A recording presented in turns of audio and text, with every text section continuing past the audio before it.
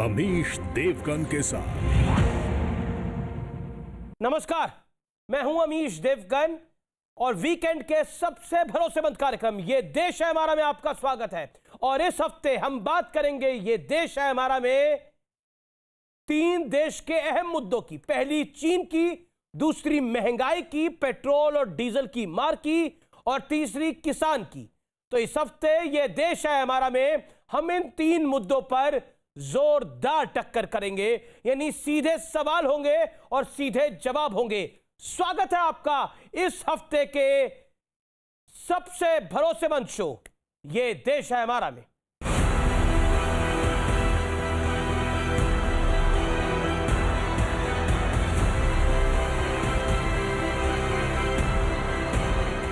सियासत में चौतरफा एक्शन है।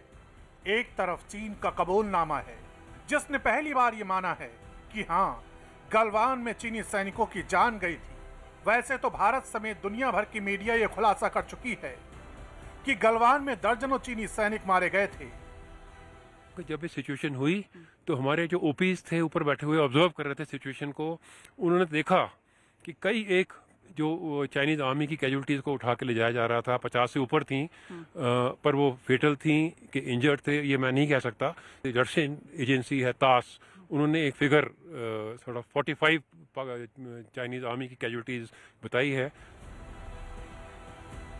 लेकिन अब उस कबूलनामे के बाद बीजेपी ने कांग्रेस को घेर लिया, क्योंकि याद कीजिए कांग्रेस के बड़े नेता हुसैन दलवाई ने कहा था कि गलवान में चीन का कोई सैनिक नहीं मारा गया।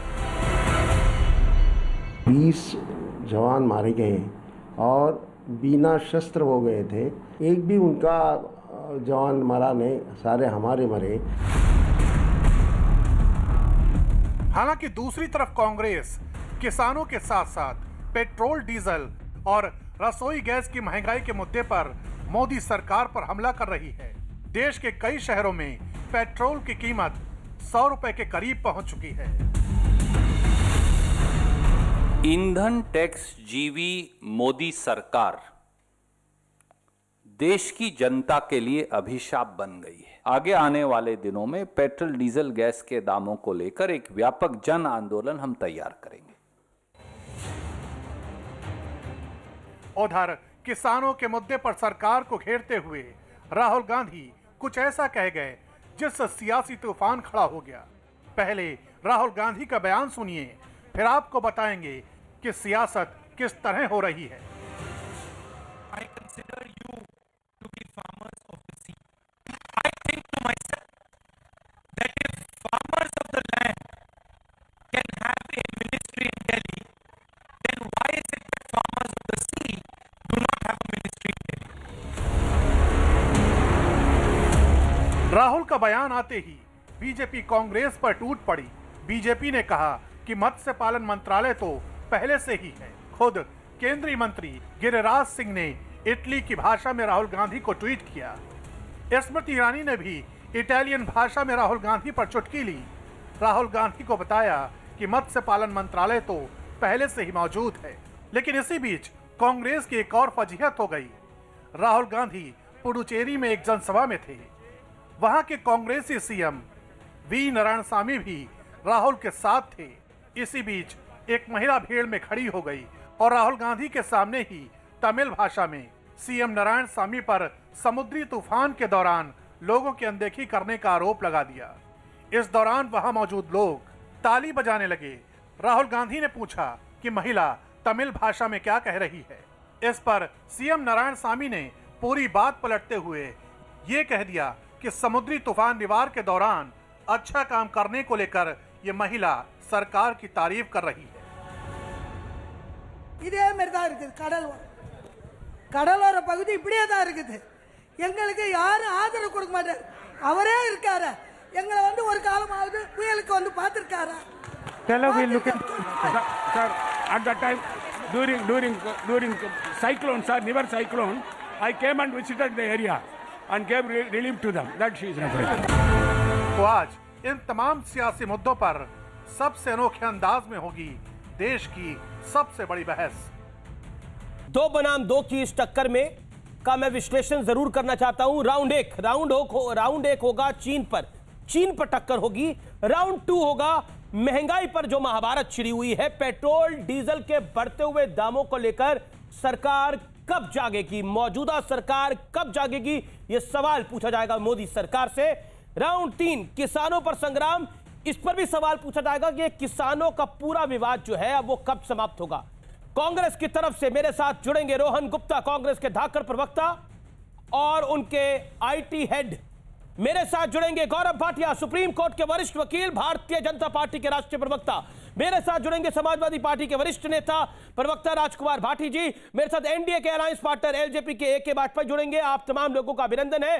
2 बनाम 2 की इस लड़ाई में 3 मेहमान आ चुके हैं, चौथे मेहमान कुछ देर में ज्वाइन करेंगे। लेकिन पहला राउंड नंबर 1, चीन पर टक्कर। और राउंड नंबर 1 की शुरुआत करता हूं मैं आपसे राजकुमार भाटी जी। पहला सवाल आपसे, बार बार आप लोग सवाल पूछते थे, आपसे मेरा तात्पर्य विपक्ष है, समूचे विपक्ष है कि इस समय विपक्ष को आप रिप्रेजेंट कर रहे हैं। क्या आपको लगता है अमेरिकी एजेंसी, रूस की एजेंसी, अब तो चाइना भी मान रहा है, अब आप मान गए कि भारत के सैनिक वहां पे पराक्रम दिखा के आए थे, नरेंद्र मोदी देश के प्रधानमंत्री को डरा हुआ कहना गलती थी? अमीश जी, भारत की सेना विश्व की सर्वोत्तम सेना है, प्रोफेशनल सेना है, देशभक्त सेना है। भारत के हर नागरिक के अंदर कूट कूट कर देशभक्ति भरी हुई है। भारत की सेना भारत की सीमाओं की रक्षा करने में सक्षम है, बड़े से बड़े शत्रु को भी जवाब देने में सक्षम है। भारत की सेना के ऊपर या भारतीय सेना की उपलब्धियों के ऊपर कभी किसी को प्रश्न चिन्ह नहीं लगाना चाहिए, और हम नहीं लगाते हैं, हमारी पार्टी नहीं लगाती है। बाकी विपक्ष का जवाब मैं अमीश जी उसी पे आ रहा हूं जी जो आपने कहा। अमीश जी मैं उसी पे आ रहा हूं। हम ऐतराज तब करते हैं, प्रश्न तब उठाते हैं, ऐतराज तब करते हैं जब भारतीय जनता पार्टी इसे अपना कार्य बता के श्रेय लेना चाहती है। भारतीय जनता पार्टी के लोग भारतीय सेना के कार्य को, अगर भारत के खिलाड़ी मेडल जीत के लाते हैं उसमें बीजेपी का क्या योगदान है? अगर भारत की सेना जो शत्रुओं को मुंहतोड़ जवाब देती है उसमें बीजेपी का क्या योगदान है? वो केवल ऐतराज तब होता है जब भारतीय जनता पार्टी के लोग बड़बोलापन करते हैं और फालतू की बातें करते हैं। लोकतंत्र में जवाबदेही सरकार की होती है, सदन में सवाल सरकार से पूछे जाते हैं या फिर सेना से पूछे जाते हैं? इसका जवाब दीजिए आप 15 सेकंड के अंदर। मैं बहुत गंभीरता से, क्योंकि आपने बहुत गंभीर प्रश्न उठाया और हर एक आपके प्रश्न का गंभीरता से जवाब दूंगा, ईमानदारी से दूंगा, सत्यता के साथ दूंगा। भारतीय सेना से कभी सवाल नहीं पूछा जाना चाहिए, अगर कोई पूछता है तो वो गलत है। सरकार को सदैव प्रश्नों के कटघरे में रहना चाहिए, तभी लोकतंत्र बचा रहेगा। और मैं एक बात और कह दूं अमीश जी, चीन के ऊपर समाजवादियों की जो नीति है वो बहुत स्पष्ट और ठोस नीति हमेशा से रही है। और हमारे डॉक्टर लोहिया जी सन 62 में भी कह रहे थे कि चीन पे विश्वास मत करिए। जब नेहरू जी चीन के साथ मुझे ध्यान आता है 2002 के समय पर मेरा एक उनके साथ साक्षात्कार था 2002-2003 के अंदर, तब भी उन्होंने बोला था कि चीन नंबर 1 दुश्मन है। लेकिन मैं आपसे एक सवाल पूछ रहा हूं जो महत्वपूर्ण है राजकुमार भाटी। हुसैन दलवाई कांग्रेस के नेता, राहुल गांधी कांग्रेस पार्टी के नेता, ये सब लोग जो कह रहे थे, क्या आपको लगता है कि वो गलत था? अमीश जी, विदेश नीति को लेके, अर्थनीति को लेके और खास तौर से चीन को लेके हमने कभी कांग्रेस का समर्थन नहीं किया, हम कभी कांग्रेस के साथ नहीं रहे और हम कांग्रेस के प्रवक्ता नहीं है, कांग्रेस की सफाई हम नहीं देंगे। कांग्रेस ने भी गलतियां की और जो आपने कहा मैं वो सेंटेंस पूरा कर दूं, आदरणीय मुलायम सिंह यादव जी हमेशा कहते रहे, सदैव कहते रहे कि हमारे चारों तरफ के देशों में हमारा सबसे बड़ा शत्रु और सबसे खतरनाक चीन है, चीन पर नजर रखिए। जब वो रक्षा मंत्री थे तब उन्होंने बहुत काम बॉर्डर पे किए और पाकिस्तान के बॉर्डर पे भी, चाइना के बॉर्डर पे भी। तो चीन को लेकर हम किसी गलतफहमी नहीं है, लेकिन जो गलतियां नेहरू जी कर रहे थे वही गलतियां माननीय मोदी जी भी कर रहे हैं। चीन के साथ मित्रता करना चाहते हैं, उनके साथ झूला झूलते हैं, उनकी कंपनियों से प्रायोजित करा रहे हैं आईपीएल को। ये तो यहाँ तो चीन को ठोक दिया नरेंद्र मोदी ने। मैं रुक करता हूं गौरव भाटिया का। गौरव भाटिया, अब आपका वक्त है, 2 बनाम 2 की लड़ाई है। मैं आपसे सीधा सवाल पूछता हूं, क्या आपको लगता है जिस तरह से लगातार चाइना को लेकर आपकी सरकार को, देश की सरकार को घेरा जा रहा था, खासतौर पर नरेंद्र मोदी पर पर्सनल अटैक हो रहे थे, क्या आपको लगता है पहले अमेरिका की एजेंसी, फिर रूस की एजेंसी, अब तो चाइना खुद कह रहा है कि हां हमारे भी लोग गलवान में मारे गए थे? रूस कहता है 45 मारे गए थे, अमेरिका कहता है 35 से ज्यादा मारे गए थे, चाइना कहता है 4 से 5 मारे गए थे। अमीर जी देखिए, आज वो दिन है जब कर्नल संतोष बाबू का जो बलिदान है देश के लिए, और 19 और जो हमारे भाई थे जो शहीद हो गए सर्वोच्च बलिदान देके, उनकी याद आ रही है।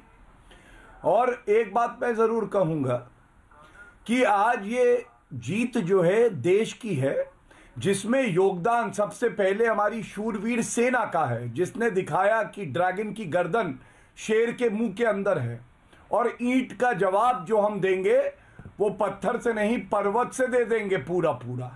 चीन गुंडागर्दी विश्व में तो कर सकता है, लेकिन भारत के सामने उसे झुकना पड़ेगा। दूसरा योगदान है नरेंद्र मोदी जी के नेतृत्व का, मजबूत नेतृत्व का, सरकार का। और मैं क्यों कहता हूं, मैं बताता हूं। सकारात्मक बात कहते हुए वीर सेना चाइना के सर्टिफिकेट की जरूरत है कि उनके लोग मारे गए हैं? नहीं, मैं उस पर भी आऊंगा, पहले मैं बात पूरी कर लूं। देखिए, कुछ भी अगर गलत होता है तो जिम्मेदारी सरकार की होती है, और ये सही भी है। लेकिन जब हमारी वीर सेना लड़ने के लिए तैयार हो, शत्रु को कहे मात देंगे, नेस्त नाबूद करेंगे, तो उसको किसका जो है फैसला इंतजार करता है? नरेंद्र मोदी जी और सरकार का। वो खुला हाथ नरेंद्र मोदी जी ने दिया, चाहे वो पाकिस्तान हो, बालाकोट एयर स्ट्राइक, चाहे चीन, इसलिए श्रेय उन्हें भी जाता है। तीसरा, मीडिया को बहुत श्रेय जाता है, न्यूज़ 18 और आपको श्रेय जाता है। जिस जिम्मेदारी से आपने रिपोर्टिंग करी इन महीनों में और दिखाया, जो भ्रम विपक्ष फैला रहा था कि वो सच नहीं है, और मोदी जी जो कह रहे कि 1 इंच जमीन भारत की नहीं जाएगी, भारत माता की सौगंध कि मैं शीश नहीं झुकने दूंगा, ये काम न्यूज़ 18 और आपने किया। मैं गर्व करता हूं आप पे, आपके चैनल पे, और इसलिए करता हूं कि जिम्मेदारी का परिचय दिया, हो हल्ला नहीं किया विपक्ष की तरह। अब मैं आता हूं समाजवादी पार्टी और विपक्ष में। आज आप ये बताइए, गद्दार पार्टी कांग्रेस के गद्दार प्रवक्ता क्यों नहीं है, जब चीन ने कबूला है कि 5 मरे? क्यों नहीं आए? मैं आपसे पूछ रहा हूं, आपने बुलाया है उन्हें? अच्छा, मतलब चीन के मुद्दे पे वो नहीं आएंगे, क्योंकि जो खबर मेरे पास आई है, कांग्रेस हेडक्वार्टर में एक शोक सभा मनाई जा रही है।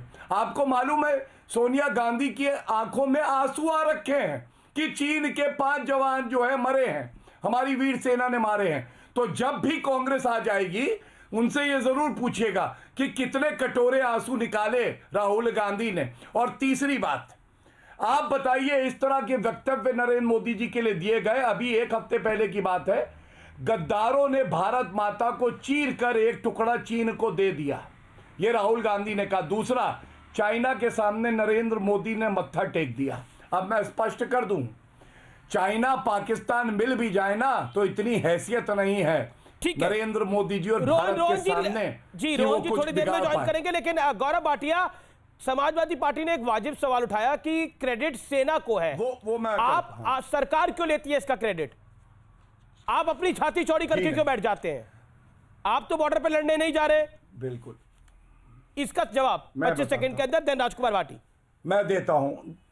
देखिए, जब हमारी वीर सेना अपने पराक्रम का परिचय देती है ना, तो हर व्यक्ति, हर नागरिक का सीना चौड़ा हो जाता है, और जो नेतृत्व उसे खुला हाथ देता है उसका भी चौड़ा हो जाता है। उदाहरण के तौर पे, जब मुंबई में आतंकवादी हमला हुआ, तत्कालीन air chief marshal Fali Homi Major ने मनमोहन सिंह से कहा, नेस्त नाबूद कर देंगे पाकिस्तान को। हमारी सेना तो तब भी वीर थी, मनमोहन सिंह ने खुला हाथ नहीं दिया, हम सब जानते हैं। लेकिन जब पुलवामा का हमला हुआ, बालाकोट एयर स्ट्राइक हुई, घुस के ठोका, सर्जिकल स्ट्राइक घुस के ठोका। और ये समाजवादी पार्टी, इनके राम गोपाल यादव, अभी इनकी बात मैं सुन रहा था, पुलवामा हमले के बाद उन्होंने क्या कहा अमीर जी? उन्होंने कहा, ये जो हमारे वीर जवान है इनको मरवाया गया है चुनाव के लिए, अब माफी मांगेंगे पूरे देश से। राम गोपाल यादव से बड़ा तो पार्टी का प्रवक्ता नहीं हो सकता। क्या आपको लगता नहीं है ये गलत बयानबाजी सेना का मनोबल गिराती है और दुश्मन मुल्क को मदद करती है? राजकुमार भाटी। एक तो एक तो अमीश जी, आप एक सजग पत्रकार होने के नाते और एक अच्छा एंकर होने के नाते आपको भारतीय जनता पार्टी के प्रवक्ताओं को ये निवेदन करना चाहिए कि कम से कम विदेश नीति जैसे मुद्दे पर तो सीरियस रहा करें, गंभीर रहा करें। ये जो हल्के फुल्के टिप्पणियां करते हैं और हर चीज में जो ओछी राजनीति घुसेड़ते हैं, वो आंसू बहा रहे होंगे, वो कितने आंसू बहा दिए होंगे। समाजवादी नहीं करते। अरे सुनिए, टिप्पणी आजम खान ने करी थी जब कहा था कि कारगिल की चोटी फतह करने वाले मुसलमान थे। भारतीय सेना को हिंदू मुस्लिम बनाया था, जेल की सलाह को घटियापन को जाहिर कर रहे हैं, आप अपने ओछेपन को जाहिर कर रहे हैं। आप हमसे 100 सवाल पूछते हैं, आज तो चीन ने मान लिया। जाहिर कर रहे हैं गौरव जी, बोलेंगे आप अपना घटियापन जाहिर कर रहे हैं, आप अपना ओछापन, छोटापन जाहिर कर रहे हैं, आप अपनी बदतमीजी जाहिर कर रहे हैं। इससे आपकी छवि अच्छी नहीं बन रही, आपकी छवि खराब हो रही है। गौरव जी, आप ये घटियापन हर डिबेट में दिखाते हैं और बीजेपी के सारे प्रवक्ता दिखाते हैं। आप अपना घटियापन, अपना चरित्र का छोटापन क्यों जाहिर कर रहे हैं? अरे मैं क्या सुनूं? कोई सुनने लायक बात हो तो मैं सुनूं। आप मुझे, मेरा बोलने का नंबर है, एक गंभीर विषय पर चर्चा हो रही है, गंभीर नहीं है। आप चीन के मामले पे भी गंभीर नहीं है। शर्म आती है आप जैसे लोगों पे कि आप प्रवक्ता के तौर पर बैठाए जाते हैं। सरकार ने सत्तारूढ़ पार्टी आप जैसे हल्के लोगों को प्रवक्ता के तौर पर बैठा है। देखिए पर्सनल टिप्पणी नहीं होनी चाहिए। देखिए एक ही मेरा निवेदन है, मैं दोनों को ऑडियो डाउन कर रहा हूं। राजकुमार भाटी, गौरव भाटिया, मेरा निवेदन स्वीकार करिए। मैं दोनों को ऑडियो मैंने डाउन कर दिया, अभी किसी की आवाज नहीं जा रही। देखिए राजकुमार जी, आपने भी बोला भारतीय जनता पार्टी के सारे प्रवक्ता ओछे हैं, वो ओछी बातें करते हैं। मुझे लगता है कि व्यक्तिगत टिप्पणियां किसी के बारे में भी कोई ना करे, ना आप करें गौरव जी, ना राजकुमार जी आप करें। मेरा निवेदन है राजकुमार भाटिया आप अपनी बात को रखें 40 सेकंड, फिर गौरव भाटिया 40 सेकंड। गौरव जी मैं आपके पास आ रहा हूं। गौरव जी ने मेरी पार्टी के बारे में भी टिप्पणी की थी, मैं चुप रहा था, मैं बोला नहीं था। गौरव जी ने अपने समय में वो कुछ भी टिप्पणी करें, वो स्वतंत्र हैं। लेकिन जब मेरे बीच में बोलने लगे तो मैंने कहा ये विदेश नीति पे तो कम से कम गंभीर हो जाइए, कम से कम इस पे तो गंभीरता से बात करिए। आप ये छोटापन, छोटी ओछी बातें, देखिए मैं फिर कह रहा हूं, पुनः कह रहा हूं, मैं चीन विश्वसनीय साथी हमारा नहीं है। और अमीश जी एक बात और सुन लीजिए, विदेश नीति वो कामयाब नीति होती है कि सभी विदेशी अड़ोसी पड़ोसी मुल्कों से अच्छे संबंध बना के रखे जाएं, अपनी सेना को मजबूत किया जाए, अपनी तैयारी पूरी रखी जाए। लेकिन भारतीय जनता पार्टी के लोग क्या करते हैं, भड़काते हैं पड़ोसी देशों को, मिटा देंगे, कुचल देंगे, नष्ट कर देंगे। क्या करें, पाकिस्तान से प्यार करें, उनकी कंपनी चाइना हमारा हिस्सा लेना चाहता है, पाकिस्तान हमारे आतंकी सप्लाई करता है, तो क्या करा जाए? उनके को जादू की झप्पी तो नहीं दी जा सकती है। और आपने बोला हल्की बातें विदेश नीति में नहीं करनी चाहिए, मैं आपकी बात से पूर्णतः सहमत हूं, किसी को नहीं करनी चाहिए हल्की बातें। ये कहना कि प्रधानमंत्री छुप के बैठे हैं, डर के बैठे हैं, ये कहना पुलवामा का हमला इस सरकार ने खुद करवा दिया है, क्या ये ओछी बातें थी, हल्की बातें थी या बड़ी बेहतरीन बातें थी? राजकुमार भाटी जी इसका भी जरूर जवाब दीजिएगा। 2019 के अंदर पुलवामा का अटैक हुआ, रामगोपाल यादव का बयान हल्का था, ओछा था या बेहतरीन था? किस कैटेगरी में रखते हैं उसको आप भाटी जी? देखिए मैं दो बात कह दूं। एक तो मैं ये कह दूं कि जब आदरणीय मुलायम सिंह यादव जी रक्षा मंत्री थे, पाकिस्तान के बॉर्डर पे गए थे, उधर से फायरिंग हो रही थी, हमारे सैनिकों से आदरणीय नेताजी ने पूछा कि फायरिंग क्यों हो रही है? बोले जी वो करते रहते हैं। बोले आप जवाब क्यों नहीं दे रहे? बोले हमें आदेश नहीं। बोले किसके आदेश की जरूरत है? अगर वो एक फायर करे तो 100 करिए, मुंह तोड़ जवाब दीजिए। ये होती है विदेश नीति। अगर वो शांति रखें तो हम भी शांति रखें, अगर वो हमला करें तो हम उनसे दुगनी ताकत से हमला करें। अच्छी बात, मैं पुलवामा पे आता हूं। पुलवामा पे मुलायम सिंह यादव इस देश के सम्मानित नेताओं में से है और मुझे लगता है कि इसमें कोई दो राय नहीं है। आप क्रेडिट, क्योंकि एक राउंड के बदले उन्होंने बोला 100 गोली चलाने का क्रेडिट तो मुलायम सिंह यादव को जाता है, लेकिन पुलवामा में एयर स्ट्राइक का क्रेडिट, पुलवामा के बाद एयर स्ट्राइक का क्रेडिट या फिर सर्जिकल स्ट्राइक का क्रेडिट या फिर चाइना को भगाने का क्रेडिट नरेंद्र मोदी को नहीं जाना चाहिए। क्या आपको लगता नहीं ये दोहरे मापदंड है? अभी आपने क्रेडिट खुद दिया नेताजी को, हमने कभी नहीं, बिल्कुल अच्छी, अभी आपने क्रेडिट दिया ना, आपने बोला ये नेताजी की नीति थी, तो नेताजी के 8 महीने के कार्यकाल में उन्होंने इतना बड़ा काम कर दिया। नरेंद्र मोदी के 6-6.5 साल के कार्यकाल में एक एयर स्ट्राइक, एक बालाकोट, एक सर्जिकल स्ट्राइक और चाइना को भगाया गया, डोकलाम में चाइना को भगाया गया, वो नरेंद्र मोदी को क्रेडिट नहीं जाता। क्या आपको लगता नहीं आप भी दो बातें कर रहे हैं? नरेंद्र मोदी जी अगर सेना को ओपन हैंड देते हैं, खुला हाथ देते हैं, सेना का मनोबल बढ़ाते हैं, हम बिल्कुल उनकी प्रशंसा करेंगे, इसमें हम कभी आलोचना नहीं करेंगे। नरेंद्र मोदी जी, सेना अगर एयर स्ट्राइक हुई, सर्जिकल स्ट्राइक हुई, हमने उसका विरोध नहीं किया। लेकिन मैं ये कहना चाहता हूं कि जो राजनीतिक नेतृत्व है उसको कूटनीति पे भी ध्यान रखना चाहिए। ये जो ज्यादा हाथ बढ़ा देते हैं, ज्यादा दोस्ती चीन से गांठ लेते हैं। अब आईपीएल का स्पॉन्सर भी चाइना की कंपनी है। जब हम छोटे छोटे ऐप तो उनके डिलीट करा रहे हैं, और इतने बड़े, और एक सड़क बन रही है मेरठ के लिए, उसमें भी चाइना की कोई कंपनी साझेदार है। गौरव जी जवाब। देखिए अमीर जी, मैंने वो प्रश्न किया, आपने 3-4 बार उठाया। राम गोपाल यादव जी का जो बयान था कि सरकार ने अपने सैनिकों को मरवा दिया क्योंकि चुनाव है, उसका उत्तर नहीं मिला। लेकिन दूसरी बात, ये ओछा है, घटिया है, कैसा वक्तव्य है, मैं जानना चाहूँगा। अखिलेश यादव ने मई 2017 में कहा था कि गुजरात से कितने हमारे सैनिक शहीद होते हैं। तो सैनिक देश के लिए लड़ता है और जान देता है, या प्रदेश की भी उसमें भूमिका होती है? ये ओछा बयान है, घटिया है, अच्छा है, बुरा है, ये जरूर पूछेगा। ये इनकी विदेश नीति है। तीसरी बात, आजम खान जेल की सलाखों के पीछे है, लेकिन उन्होंने कहा था कारगिल की चोटी फतेह करने वाले मुसलमान सैनिक थे। सैनिक वर्दी पहनता है और भारत के तिरंगे का हो जाता है, ना वो हिंदू होता है, ना मुसलमान, ना सिख और ईसाई। ये नरेंद्र मोदी जी की सोच है, राजनाथ सिंह जी की सोच है। लेकिन इनकी ओछी सोच ये है कि तावीज देखो, टीका देखो, सैनिक गुजरात से है कि उत्तर प्रदेश से है। ओछा है, घटिया है, या बहुत अच्छा बयान है? ठीक है। इन्हीं दोनों बातों पे बता दे। राजकुमार भाटी 15 सेकंड में जवाब, फिर मैं राउंड नंबर 2 पे जा रहा हूं। राजकुमार भाटी। गौरव जी, आपने जो भी कहा, मैं आपके बीच में एक शब्द नहीं बोला, मैंने आपकी बात ध्यान से सुनी। आप बीच में बोलते हैं इसलिए मैंने छोटापन कहा। और आपने कहा कि उनके नाम लिए, जिनके नाम लिए आपने। देखिए, चर्चा हो रही है चाइना पे, और आप किसकी आलोचना कर रहे हैं? मुलायम सिंह यादव की, राम गोपाल यादव की, अखिलेश यादव की, आजम खान की। आपको चिंता हर समय वोटों की रहती है। आपको विदेश नीति की चिंता नहीं है, रक्षा की चिंता नहीं है, बॉर्डर की सुरक्षा की चिंता नहीं है। आप सेना की प्रशंसा नहीं करेंगे, आप आलोचना करेंगे विरोधियों की। आप हर मामले में राजनीति करते हैं, और घटिया राजनीति। हाँ, यही उत्तर है। आपको क्या जरूरत पड़ी? आप अपनी नीति बताइए, चाइना नीति। चर्चा चाइना पर है, नीति बताता चर्चा चीन पर है। भारतीय जनता पार्टी और सरकार की बता रहा हूं, मैं बताता हूं आपको। आप फिर बीच में बोल रहे हैं। देखिए, आप बीच में बोलते हैं, तब आप, मैं कड़वे शब्द बोलता हूं। आपने मुझसे सवाल किया, आप बीच में मेरे बोल रहे हैं। जब आप, मैंने सवाल नहीं किया, मैंने आपका जवाब दिया। मैंने आपसे सवाल नहीं, सवाल अमीश जी करेंगे। सवाल करना अमीश जी का काम है। इसको मैंने तो आपका, मैंने तो आपका, मैंने ये नहीं कहा, मैंने ये कहा कि आपको नीति बतानी चाहिए थी, आपको चाइना पे चर्चा करनी चाहिए थी। आप मुलायम सिंह यादव, अखिलेश यादव, आजम खान पर चर्चा कर रहे हैं। ठीक है, ये, हाँ, राम गोपाल जी की मैं बता देता हूं।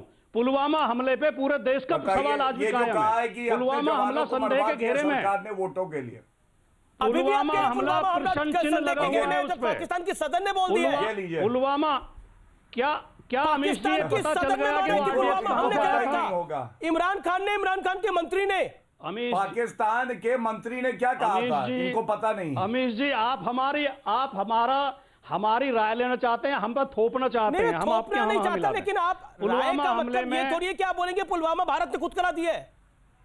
आप जान रहे हैं इसका मतलब क्या है? क्या इसकी जांच हो गई? इसका अमीश जी, वो जब गद्दार पार्टी के गद्दार प्रवक्ता, क्या ये जांच रिपोर्ट आ गई? सुरजेवाला ने 2 घंटे में प्रेस कॉन्फ्रेंस करी और कहा कि ये होम ग्रोन टेररिज्म है। मैं आप पे नहीं बोल रहा हूं, शांत रहिए थोड़ा। होम ग्रोन टेररिज्म, याद है, पाकिस्तान को क्लीन चिट दी थी। अब वो गद्दार पार्टी के गद्दार प्रवक्ता आ ही नहीं रहे हैं शो में। ठीक है, मैं राउंड नंबर 2 की तरफ बढ़ता हूं। गौरव, अब मेरा अगला राउंड का वक्त है। AK वाजपेयी भी इंतजार कर रहे हैं, रोहन गुप्ता भी इंतजार कर रहे हैं। 2 बनाम 2 की लड़ाई है, और अब ये राउंड नंबर 2 है महंगाई का। और इस दौर में हम बात करेंगे पेट्रोल डीजल के बढ़ते हुए दामों की। रोहन गुप्ता मेरे साथ जुड़ चुके हैं, गौरव भाटिया मेरे साथ है, AK वाजपेयी मेरे साथ है, और राजकुमार भाटी मेरे साथ है। AK वाजपेयी, मैं आपसे जानना चाहता हूं, क्या एनडीए की सरकार 100 के पार जाने का इंतजार कर रही है पेट्रोल डीजल के दामों का, और उसके बाद कोई कार्रवाई करेगी? देखिए अमीश जी, पेट्रोल का जहां तक सवाल है, ये आपको अच्छी तरह मालूम है कि पेट्रोल का जो मामला है ये इंटरनेशनल मार्केट से जुड़ा हुआ है। नंबर 1, नंबर 2, आपको ये भी देखना पड़ेगा कि पूरा साल हमारा कोरोना काल में चला गया है और एक वक्त में ये असेसमेंट किया गया था कि जीडीपी 23.4% तक नीचे जाएगी। सारे काम धंधे बंद हो गए थे, सारी चीज़ें बंद हो गई थी और उसी के चलते हुए गवर्नमेंट की टैक्स रिकवरी जो थी वो बिल्कुल जीरो लेवल पे आ गई थी।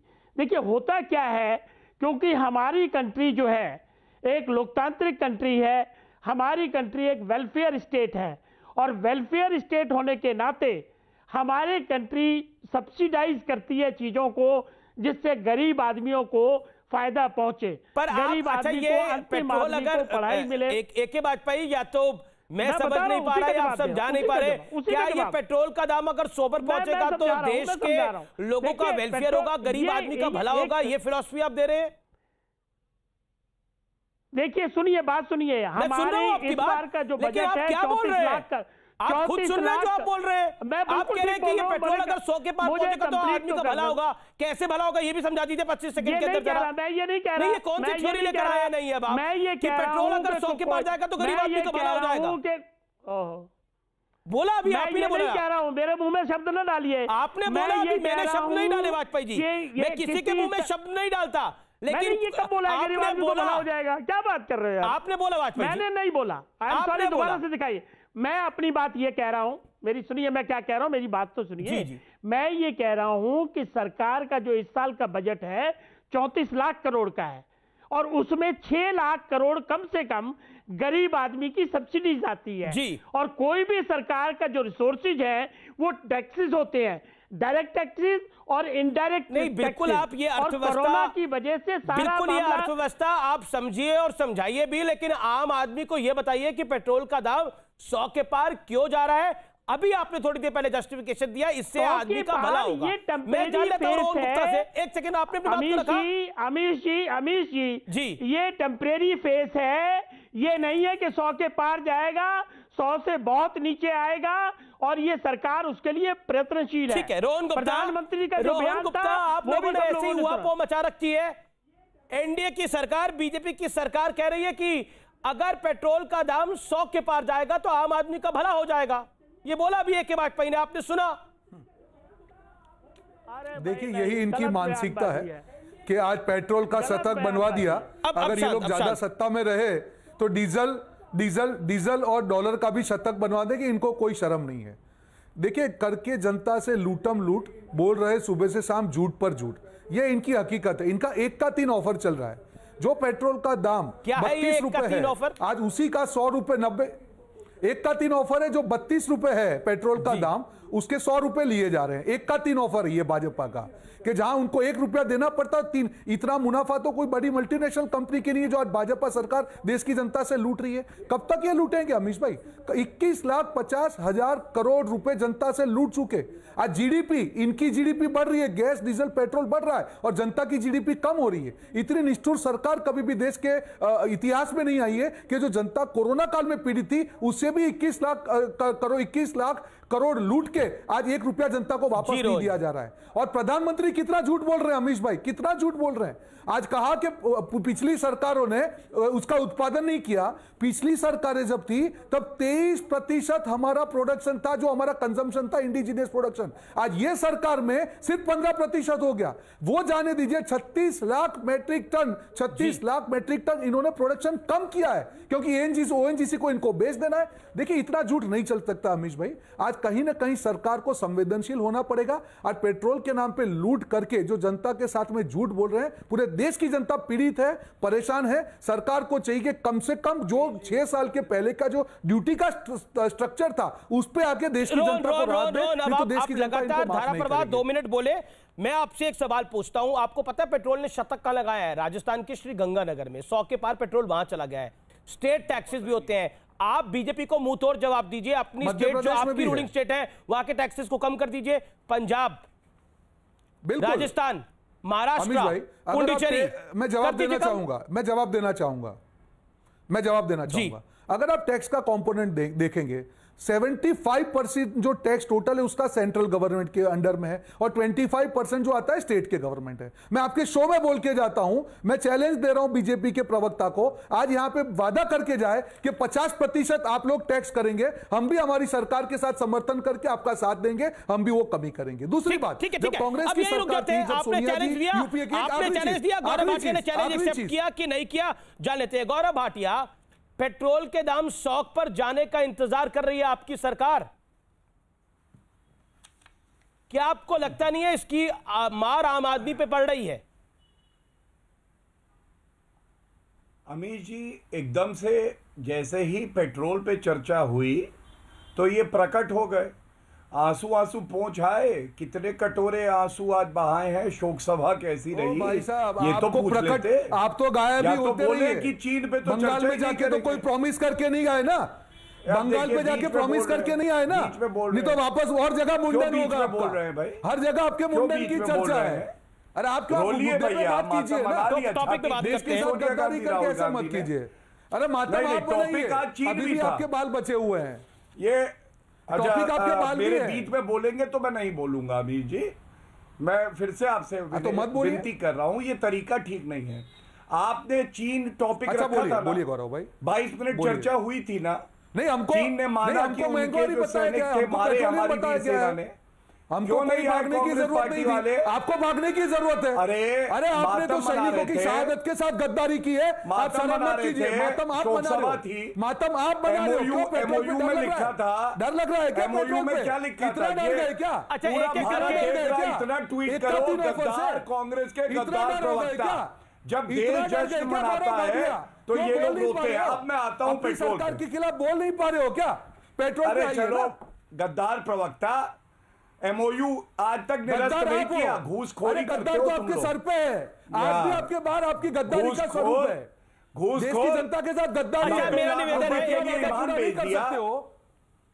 चलिए रखूंगा। अच्छा, पेट्रोल पे दूसरी बात, अब पेट्रोल पे आते हैं। आपने सही बात कही अमीर जी। सबसे पहले तो मैं ये बताऊं कि कांग्रेस की जब सरकार होती थी तो ये टैक्स भी लेते थे, लेकिन उसके बाद एक डायन थी भ्रष्टाचार की, वो जनता का रुपया मार देती थी। और आपने सही बात कहा, सरकार आज हमारी है, हमारी जिम्मेदारी है, लेकिन वैट का जो कंपोनेंट होता है ना, वो शायद कांग्रेस के प्रवक्ता राहुल गांधी से ट्रेनिंग ली है इन्होंने, इनको पता नहीं है वो पूरा प्रदेश सरकार को जाता है, इसीलिए वो वैट कहलाता है 70% जो आप कह रहे हैं। और जीएसटी का डिवल्यूशन कितना है स्टेट को मिलता है ये भी आपको नहीं पता है। आपकी डिग्री भी फर्जी लग रही है मुझे, डिग्री फर्जी लग रही है, दर्शक देख रहे हैं, आपने सुना नहीं, मैंने कहा चैलेंज किया, राहुल गांधी से बड़ा फर्जी वाला कोई नहीं करता है। आप कब ला रहे हैं जीएसटी में? आप जीएसटी में कब ला रहे हैं? पेट्रोल पे बताइए, जीएसटी में कब ला रहे हैं? अच्छा देखिए एक सेकंड, सीज़फायर देखिए, ऐसे बहस नहीं हो पाएगी। एक सेकंड, ऑडियोज डाउन, ऐसे बहस नहीं हो पाएगी। मुझे लगता है कि एक एक करके बात रखनी चाहिए, मुद्दे की बात करनी चाहिए। इस समय पेट्रोल डीजल की बात हो रही है, मेरे को फिर अगले राउंड किसान पे भी जाना है। मेरा निवेदन है कि एक एक करके बात रखिए। गौरव, आपका वक्त है। देखिए, आप कह रहे हैं कि देखिए कांग्रेस के टाइम पे एक भ्रष्टाचारी डायन थी, भ्रष्टाचार डायन थी तो कांग्रेस चुनाव अपना हार गई, 2 लगातार चुनाव हार गई, इतिहास में बहुत बुरी हार हुई। लेकिन अब आपकी सरकार है, कांग्रेस की हार से और कांग्रेस के भ्रष्टाचार से आप आज की परिस्थिति को दबा या छुपा नहीं सकते। अगर आप सरकार में है तो जवाबदेही भी आपकी है।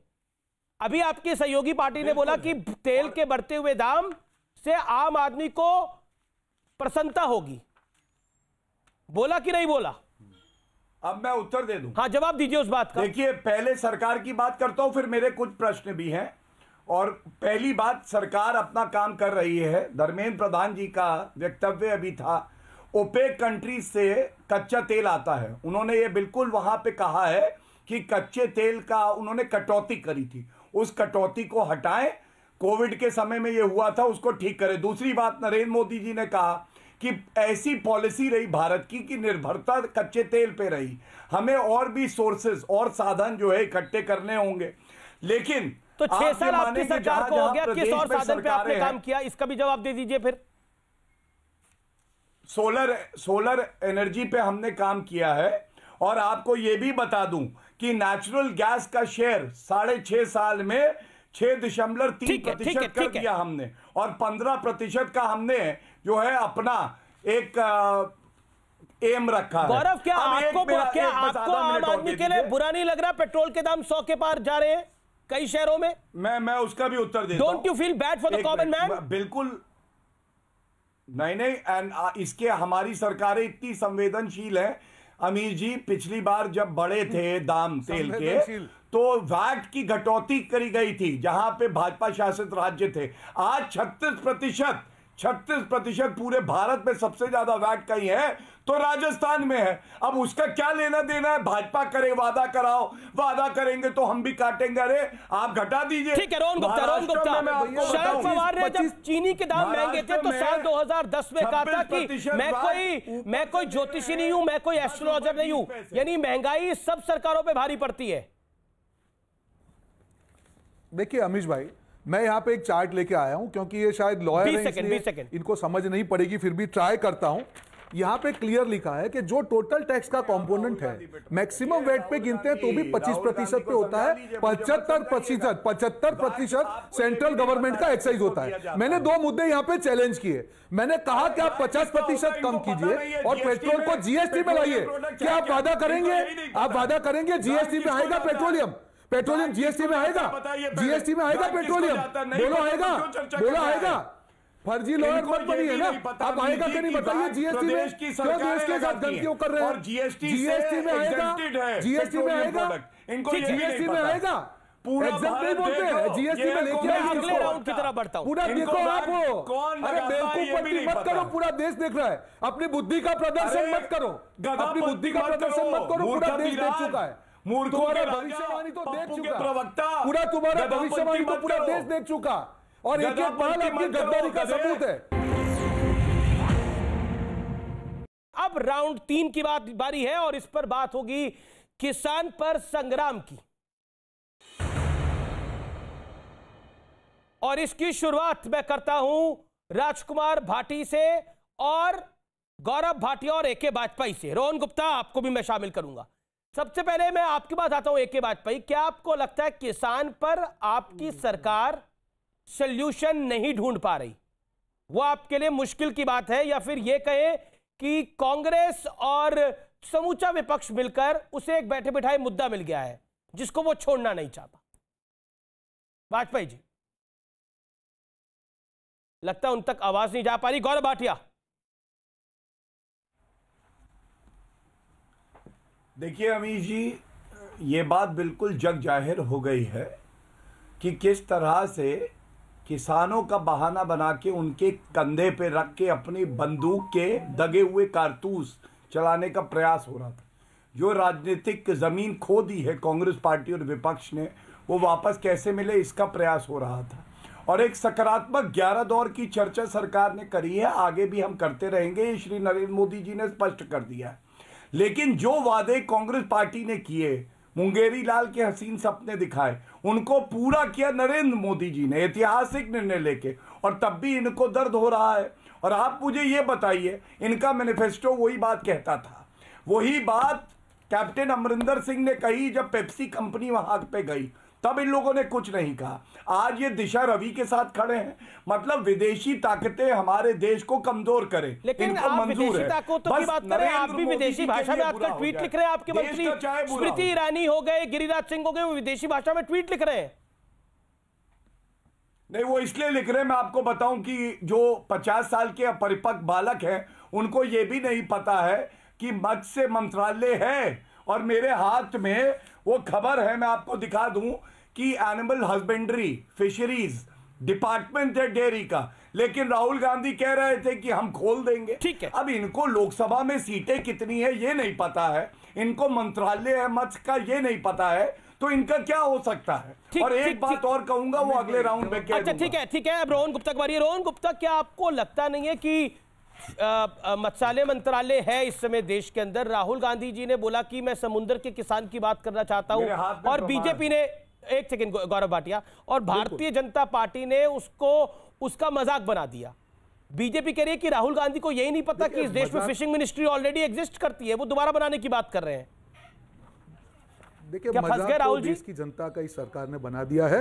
आपने जो फार्मर की बात की, मैं उसकी बात करके इसका जवाब देना चाहूंगा। फंसने की बात ही नहीं है, उन्होंने क्लियर कट कहा कि सेपरेट मिनिस्ट्री होनी चाहिए फिशरीज के लिए, ठीक है। और दूसरी बात, जो फार्मर की अभी बात की, हर चीज में विदेशी ताकत, देशद्रोह का तो ये लोग सर्टिफिकेट बांटते फिरते हैं। अरे गद्दारी तब होती है जब राष्ट्रपिता महात्मा गांधी के हत्यारों को आप राष्ट्रवादी कह के उनका सम्मान करने की बात करते हैं। गद्दारी तब होती है जब 52 साल तक आप तिरंगा नहीं फरकाते, और आपको किसने मौका दे दिया कि आप हर चीज में राष्ट्रद्रोह का वो करो। आपकी सरकार है, किसान वहां पे इतने दिन से बैठा है, 60 दिन से ज्यादा दिन हो गए। आप अगर संवेदनशील होते तो कुछ ना कुछ सोल्यूशन निकालते, पर नहीं, आपको अपना अहंकार सबसे बड़ा है। आपके प्रधानमंत्री जी को चेन्नई का स्टेडियम दिख गया, पर आपके प्रधानमंत्री जी को थोड़े ही घर से थोड़े ही दूर बैठे किसान नहीं दिख पाए। ये अहंकार है, और ये अहंकार का जवाब मुझे लगता है अमीश भाई देश की जनता ने अब देना शुरुआत कर दी। लेकिन बात यहाँ पे कोई कांग्रेस बीजेपी की आपने देखा अगर आप उसका शासन में हो, आपकी जिम्मेदारी है कि जनता ईरानी ने, जो अमेठी से सांसद भी है, जिन्होंने राहुल गांधी को चुनाव हराया, और जो केंद्र में बड़ी मंत्री भी हैं, और जो गिरिराज सिंह हैं, दोनों ने एक दिया इटालियन भाषा में जवाब दिया, वो एक तरह से तंज था। उसको आप कैसे देखते हैं? देखिए, इनकी जो मैं जवाब देना चाहूंगा। देखिए, इनकी जो रोजगारी है इनके मंत्रियों की, सारे बेरोजगार मंत्री है, वो अपने मंत्रालय का काम नहीं, उनका यही काम है। जिस दिन राहुल जी ने ट्वीट किया, उनको रोजगारी मिल जाती है, कहीं ना कहीं मिनिस्ट्री रिसफल का कुछ मिल जाए। अच्छा, अब आप मुझे बताइए, फिशिंग मिनिस्ट्री है कि नहीं है देश में? देखिए, there is a difference between separate, जो उन्होंने कहा एक सेपरेट मिनिस्ट्री की उन्होंने बात की, सेपरेट की तो बात ही नहीं करी, उन्होंने बोला कि मैं फिशिंग मंत्रालय बनाऊंगा।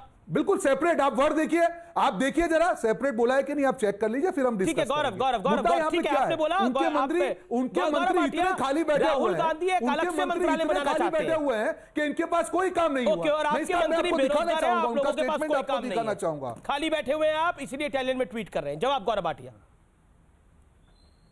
ये देखिए, मैं पढ़ के, ये सबसे पहले तो ये मंत्रालय तभी अलग होगा, मैं अपनी बात कह लूं जी गौरव जी, मैं अपनी बात कह लूं जी, ये मंत्रालय तो तभी अलग होगा राहुल गांधी के नेतृत्व में जब इनकी सरकार आएगी।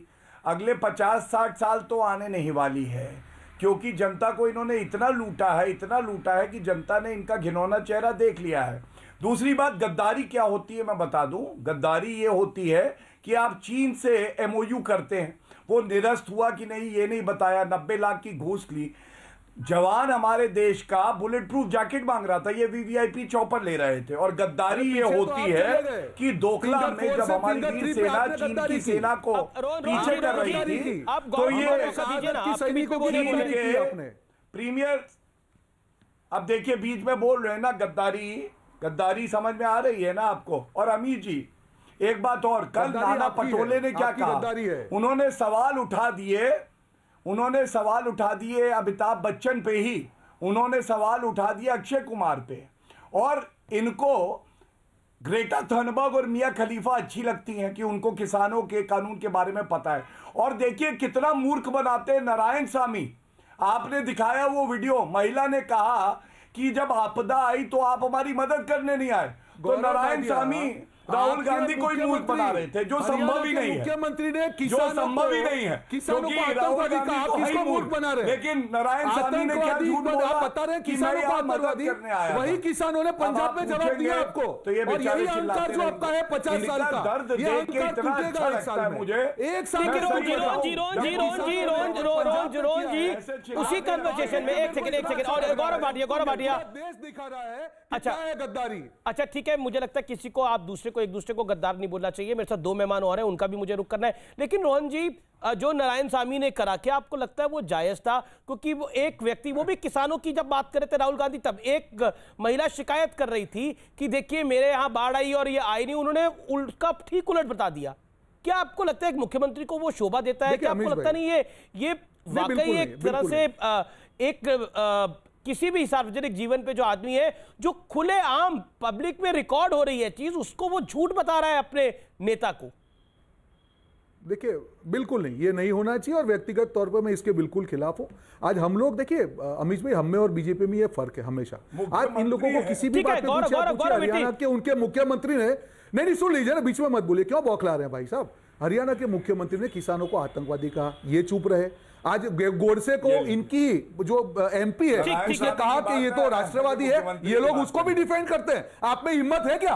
आप बताइए, गोडसे मुर्दाबाद बोलिए और बताइए कि आपके एमपी ने गलत बोला। बोलिए, आप में हिम्मत नहीं है, आप में नहीं है हिम्मत। बोलिए गोडसे मुर्दाबाद बोलिए ना, बोलिए गोडसे मुर्दाबाद और बताइए कि आपके एमपी ने गलत बोला, क्योंकि आपके दिल में जो है सिर्फ गद्दारी की है। ठीक है, मैं रुक करता हूँ AK वाजपेयी का, और मैं AK वाजपेयी का रुक करता हूँ, काफी देर से नहीं आया। AK वाजपेयी मैं आपके पास गया था, अब तक ऑडियो नहीं जा रहा था मेरा, या आपको ऑडियो नहीं आ रहा था, और फिर मैं राजकुमार भाटी का रुक करता हूँ। AK वाजपेयी, क्या किसानों के मुद्दे पर जिस तरह से टूल किट का मामला सामने आया, जिस तरह से राहुल जी ने बोला कि एक अलग से फिशरीज मिनिस्ट्री बनेगी, बीजेपी ने उस पर तंज कसा, क्या आपको लगता है कि कुल मिलाकर यह मामला अब सुलझना चाहिए?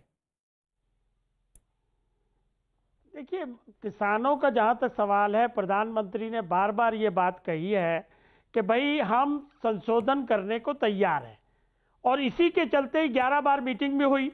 और सबसे बड़ी बात जो मैं इनको आपको जानकारी के लिए दर्शकों को भी बता दूं, ये अगर गुमराह नहीं हो रहे होते तो पंजाब में ऑलरेडी इसी तरह का कानून, पंजाब कॉन्ट्रैक्ट फार्मिंग एक्ट 2013 से लागू है। तो मुझे समझ नहीं आता कि पंजाब वाले किसान क्यों बैठे हुए हैं, वहां तो ऑलरेडी लागू है, और उसमें ये सेम के सेम प्रावधान है कि सिविल कोर्ट नहीं जाओगे, जबकि हमारी सरकार ने कहा कि हम सिविल कोर्ट का राइट देने को तैयार है।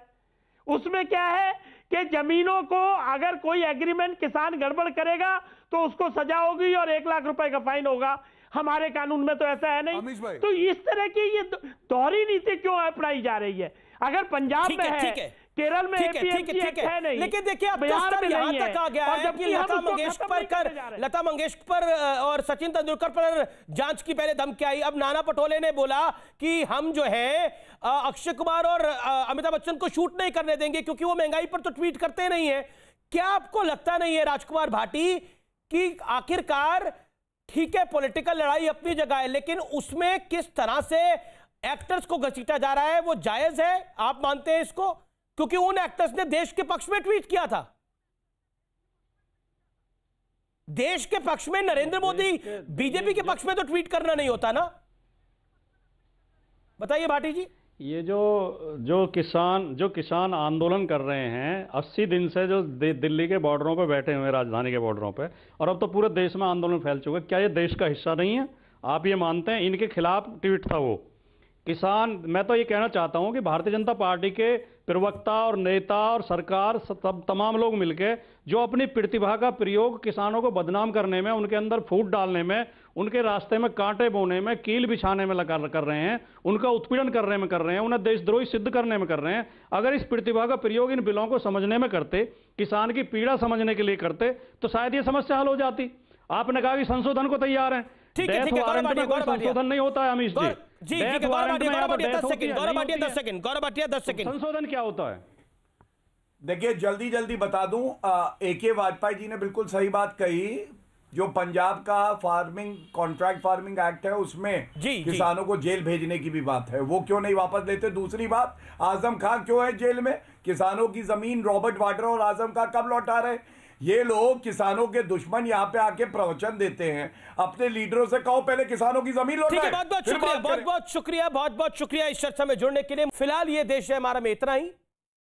आप देखते रहिए न्यूज 18। लेकिन लाख टके की बात यह है, चाहे चीन का मुद्दा हो उसमें विपक्ष की फजीयत है, अगर पेट्रोल डीजल की बात हो तो सरकार की जवाबदेही है, और अगर किसान की बात हो तो कई बार झूठ बोलना भारी पड़ जाता है। ऐसा आप नारायण सामी से जरूर पूछिए। नमस्कार।